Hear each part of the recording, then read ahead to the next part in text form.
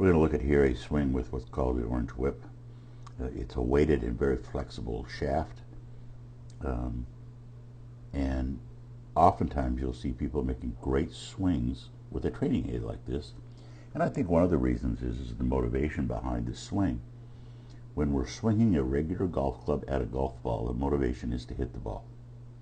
When we're working on our swing, our motivation is to execute a good swing. Now ideally, if we could concentrate on executing a good swing, even though there's a ball there, we should still make decent contact or good contact or even great contact without focusing on trying to hit the ball. Swinging is more important than hitting. This is a swing sport. So we're going to play it through first in regular motion. Now you're going to notice even in regular motion that looks slower than most of his golf club swings, partially because it's heavy and partially because again he's focusing on the swing. Now let's back it up a little bit. We're going to point out a couple of things he does differently with the practice tool than he does with the conventional golf club. First thing we're going to notice is what he does with the forward press. Now I think the reason he has to do this is because he's got the club head so far forward in his stance relative to where it would be typically in a natural golf swing or single plane swing. But watch what happens here. You can see the forward press is more than just the hands. It's the whole club moves forward, loads him up, and then he goes. The other thing you're going to notice, one of the things he does, is how quickly he hinges his wrist. See the bending in the shaft? That tells you that he's hinging his wrist. I'd like to see that go away. He's putting a tremendous amount of load on it. See that? Now, great takeaway. Notice that the right elbow is down. Look how solidly planted he is. Now, the right elbow, or trail elbow in this case, is actually below his arm. Let's blow this up a little bit. You can see he's below his lead arm. That's what we're trying to create in his golf swing now, and we've been struggling with that. Now he's going to bring it on down. He's going to pull the handle down. Notice he's not flexing the shaft a lot. Actually, it's flexing less now than he did in the first few inches of the takeaway. Tells you he's pulling the handle straight down. If you pull a rope straight, it won't bend. If you pull it crooked or try to flip it, it will bend, of course. You can still see here. Now he's coming through. Now the momentum of the head of the club is going to take over about in here, and he's going to start seeing the shaft start bending forward a little bit. That's because the head of the club is accelerating more. I'd like to see a little more rotation in the lower body here, but this still is very good compared to his regular swing. A little bit of a chicken wing here, not bad. Good position right there. Now the right arm is above the left arm where it's supposed to be. And the nice balanced finish right up the line. I like that a lot. That was really good. Now let's go ahead and take a look at a golf ball swing or a golf club swing and see what he does differently.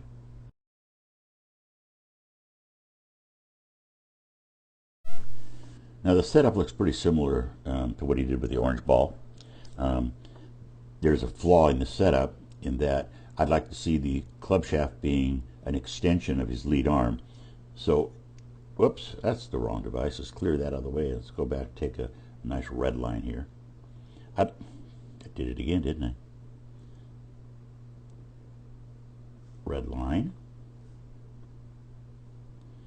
From his shoulder, I'd like to see the hands dead center in the center of his body. You can look at about where his belt buckle would be, which should be where his hands are. That puts the club a little bit behind the ball, like Mo Norman did it, but it also puts him in a place that's square to the target line and is ready to go back on the golf swing without having to manipulate the hands. And what he's going to do here is before the club head, the hands even reach the red line, the club head is going to be well past it. He's going to do that just by, see the hand movement right there?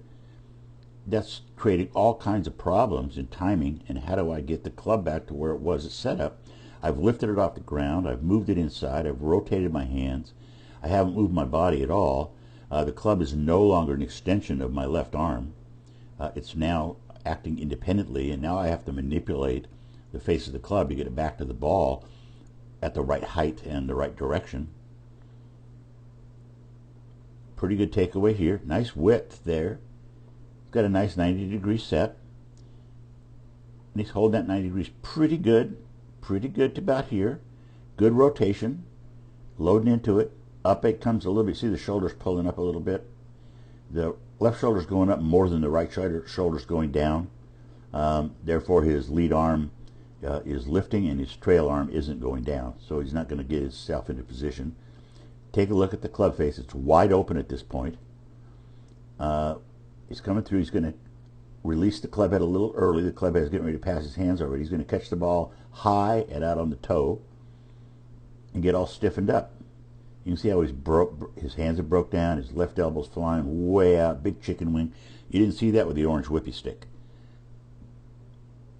So again, we got to get him to make those two changes.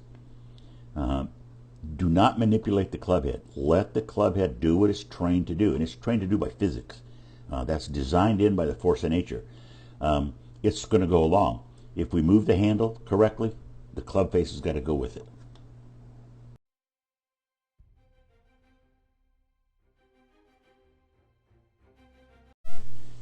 This golfer struggles with consistent, solid center of the face impact with the golf club and the ball. Part of that is happening in the setup here. You can actually see, I'm going to blow it up a little bit here. You can actually see that he's setting up with the ball quite a ways out on the toe. Half of it is out past the face of the club. We need to work on that in his setup. I also like to see his hands get a little bit higher. And again, from the face-on view, we notice that he's tending to kind of be open a little bit to the target. The reason we know he's open here is because the left arm should be more visible. There should almost be a little bit of an air gap between the left arm, the bottom of the left arm, and the top of the right arm, which we'll see that through the camera, and we're not able to see that. So let's watch the takeaway. We saw in the face-on view how he was very manipulative with the golf club. I'm going to do a swing here in slow motion, then we'll replay it again. There's that manipulation. Good impact. Okay. What did we notice there? Why did it come out so good? Actually, that was a really good swing.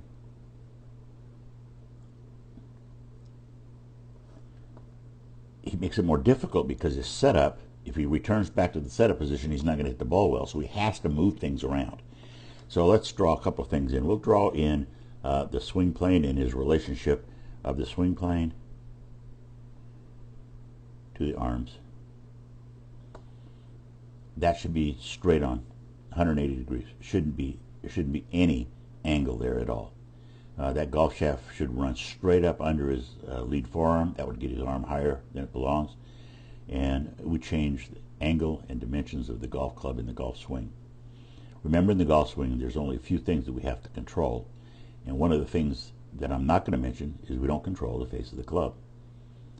We let physics take care of that. What we have to control is the pace of the swing,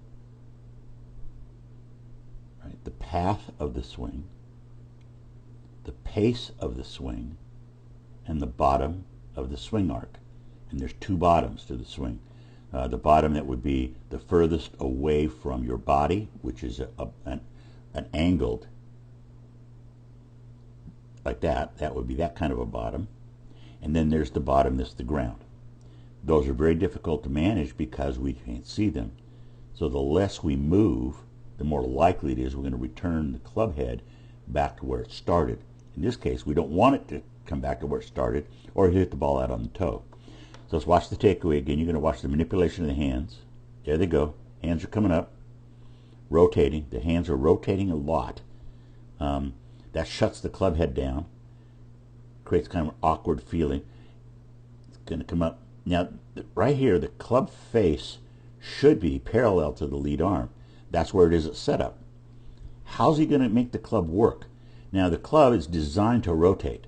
That's why the shaft goes in the end of the club, not in the center of the club. A center shafted putter goes straight back and straight through, which is what he's trying to do here. But a toe balanced putter, or a putter with the shaft on the heel, is meant to rotate a little bit. Just dynamics is going to make that happen. So we'll see he's a little bit stuck here. He's not letting the club work. He's got in a pretty good position here, except for the trail arm. Notice that his shoulder is on a pretty good line. He's probably over-tightened his right leg a little bit, but it's okay. He can live with this. But what he's done is manipulated the golf club. Now he's got to figure out how to get that golf club back to that impact position. A little bit of a head dive there. Now the head dive is not only down, it's out towards the golf ball. That helps move the club head out towards the golf ball. Unfortunately, if he would have not manipulated the club so much at setup, he wouldn't have that issue. Now look where see where he is right there? When I talked about the straight line, if he had that straight line at setup,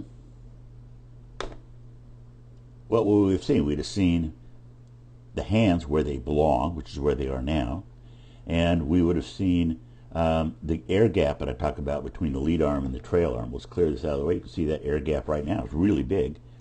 Unfortunately, the club is no longer where it was set up. So notice that the toe was up here. On the way back, it was dead flat. I was coming in, hands are up, so obviously the ball is going to be a different distance. Notice he actually gets out there to it because he's pushing the hands out away from him. Got a pretty good impact, did okay, but he's just making it so much more difficult than going straight back and straight through. We really want him to work on straight back and straight through, and starting more here, maybe with a little more relaxed shoulders, but starting here. So look where the club is. Now, do you remember where it was at the start? You could see the ball. Now the ball is completely covered by the face of the club. That's what we got to get him to work on. Sometimes less creates better results.